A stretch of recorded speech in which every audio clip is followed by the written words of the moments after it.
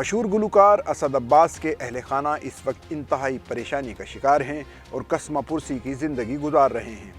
اسد عباس جو اگست 2023 میں جگر کے عارضے کے باعث انتقال کر گئے تھے، ان کی اہلیہ آمنہ اسد نے ایک ویڈیو پیغام جاری کیا ہے جس میں انہوں نے پنجاب حکومت سے مدد کی درخواست کی ہے۔ ویڈیو میں آمنہ اسد آنکھوں میں آنسو لیے ہوئے بھرائی ہوئی آواز میں بتا رہی ہیں کہ اسد عباس کے انتقال کے بعد آج تک کسی نے ان کا حال نہیں پوچھا۔ ان کا کہنا ہے کہ ان کے بچے شدید بیمار ہیں اور ان کا کوئی مددگار نہیں۔ آمنہ اسد نے حکومت سے درخواست کی کہ وہ ان سے رابطہ کرے، ان کے بچوں کا علاج کرائے اور یتیموں کی حمایت کرے۔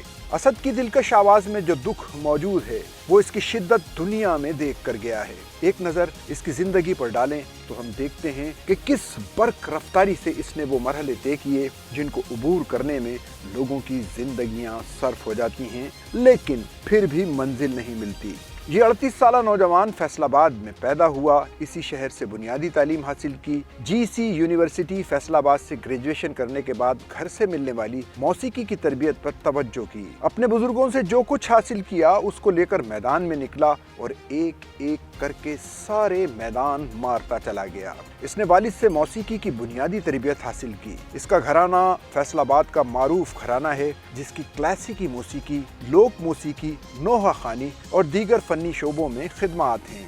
اسد عباس نے پاکستان کے پہلے ملک گیر موسیقی کے مقابلے پاکستانی سنگیت آئیکن کو جیتا اور انعام میں 1 کروڑ روپے اور ایک مرسیڈیز کار جیتی۔